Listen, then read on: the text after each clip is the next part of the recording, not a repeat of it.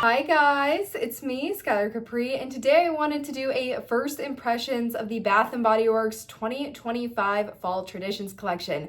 Now, there are 4 fragrances available in the store, and those include Glazed Pumpkin, Sweater Weather, Book Loft, and Champagne Apples and Honey, and one online exclusive Sweet Cinnamon Pumpkin. So they did just release in stores today, at least that was really the mass release. So I did go in stores, try them out, kind of test them out. Not enough for a review, but enough for a first impressions, which I wanted to get up as early as possible. That being said, if you're returning to my channel, welcome back. And if you're new here, welcome. We do all things body care on my channel, so if that sounds like something interesting to you, make sure to hit that subscribe button. And without further ado, let's get right on into the first impressions. All right, you guys, so our first fragrance we're diving into is Sweater Weather. Now, this was one, if you watched my Bath & Body Works Fall Tradition spoilers video, I didn't think I was going to like. However, you guys, keep in mind, this is a first impressions, not a holistic review. I definitely need to get in the store more and do some more testing before I'm able to give you my entire thoughts.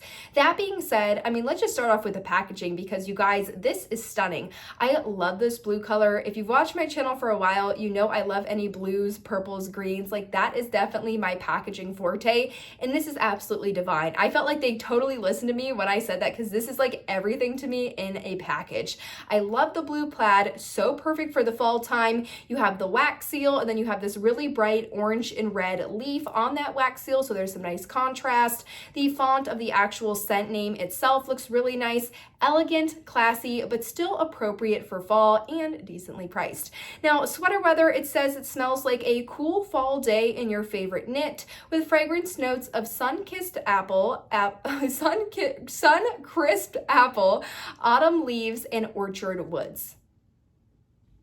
This is very much a your skin but better type of fragrance. I would say it leans more into that fresh and clean category if I had to categorize this one. I would also say that this is very unisex.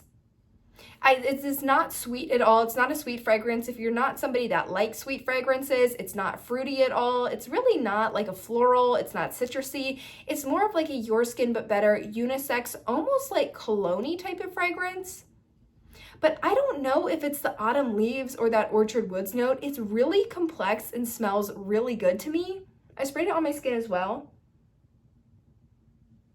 There's just something about it that this is why I need to do more testing before I give a holistic review and really my true thoughts. But first impression wise, I am intrigued. I'm excited to get back in the store and do some more testing, because this is one that I'm kind of thinking it smells a little bit more similar to Crisp Morning Air than this one has in years past. And if you guys know me, you know I love Crisp Morning Air, so maybe it's that excitement, but there's just something about this fragrance that I'm really intrigued about, and I definitely want to get in stores and do more testing because I have 2 free product coupons, and I'm seriously considering spending those on this product. So that's just a brief first impressions on this one, but we are starting off really great. Honestly, I'm really loving a lot of pieces in this fall collection. Let's dive right on into Glazed Pumpkin.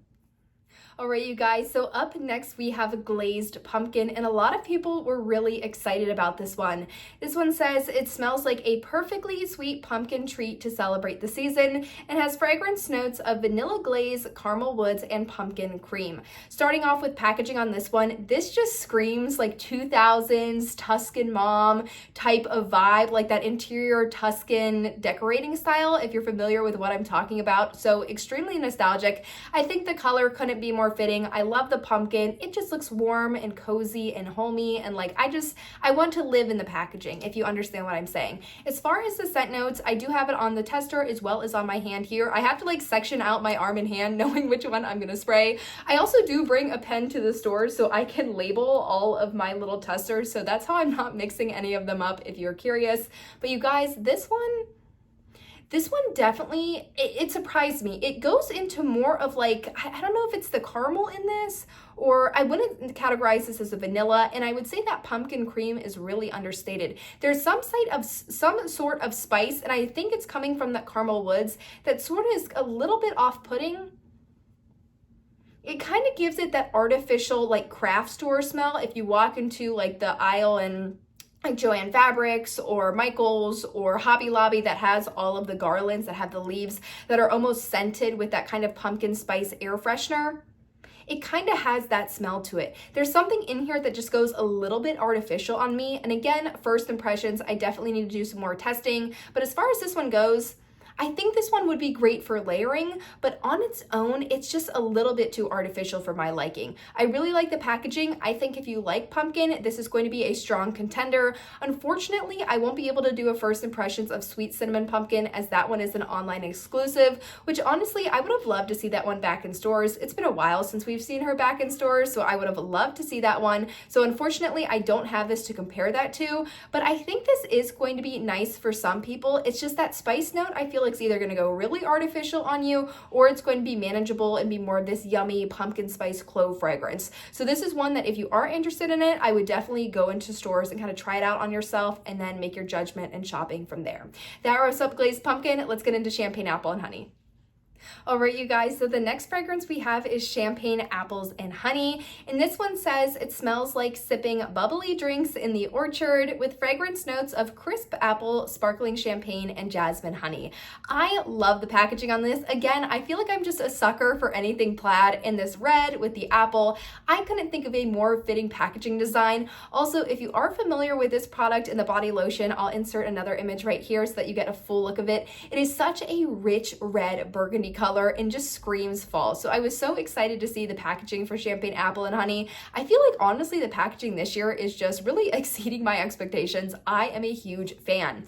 Now getting more into the fragrance itself, I have that one. I also have an old copy of Beautiful Day. And then instantly when I smelled this one in the store, I instantly went, whoa, this is like almost too similar to Beautiful Day. Is this just Beautiful Day or is there a little bit of a difference? So I do have it on the tester. I also have it on my arm. And then I have the Beautiful Day to compare it to. So getting into this one, it's a nice sweet apple. Going fragrance note by fragrance note, you get that crisp apple. As far as the sparkling champagne, I don't get anything nearly as boozy as like champagne toast. A lot of people, champagne toast, they just can't stand that bubbly note. And I really don't think that this really pulls on that bubbly champagne fragrance.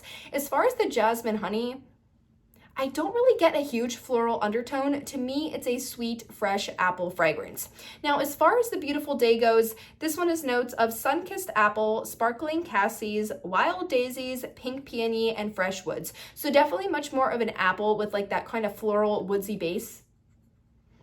This one is just a little bit creamier. It's less on the freshness of the apple and more on that woodsy sort of floral. So I can understand why this goes more spring, while Champagne Apples and Honey is definitely more of a fall fragrance. I wouldn't say they're exactly the same. This really has that floral note. I'm trying to pinpoint which one it could be exactly. Maybe it's the daisies, or honestly, it's probably the pink peony that's giving it this almost like creamy white florals base, while the Champagne Apple and Honey, it's definitely more of like that fresh apple. Like if you're familiar with the, I think it's afternoon apple picking in the hand soap, I feel like this smells very similar to it. Really pulling on that fresh, almost like just like a bushel of apples. Like that's really what I get out of this fragrance. So if you were a little bit scared about that jasmine honey note, or you weren't sure if the sparkling champagne would be too boozy for you, I honestly do really think that the crisp apple is the star of the show. If you're looking for a crisp apple fragrance, I wouldn't write this one off if you don't like those other notes, as I really do feel like that is the central note in this one. It's good. It's definitely strong on myself. It definitely pulls into that, again, like really fresh apple fragrance. Wearability on this one, because I have had these on for about 2 hours or so.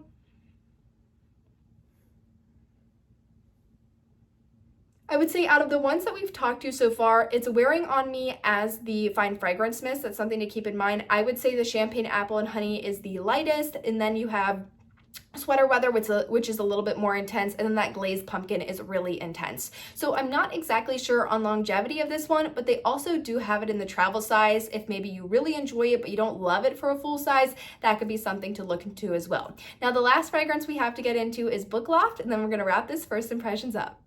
All right, you guys, so the last fragrance we have is Book Loft. And from a packaging standpoint, I was just a little bit confused with this one. When I think of Book Loft or like leather-bound books, I want something really rich and dark. I would have felt like a really deep wine color, or like a really dark emerald green, or a dark brown, or like maybe like a mustard yellow. I would have got the vision, but this kind of like bright, almost bubblegum pink peach kind of color is just not really what I imagine with Book Loft. and it's not as like warm and cozy and inviting. Honestly, I feel this in like an ivory or like a really light, almost like a beige color would have been super inviting, and then do the wax seal in like a dark brown or like a bronze I would have loved to see. So not crazy about the packaging, and unfortunately, I'm not really crazy about the fragrance either.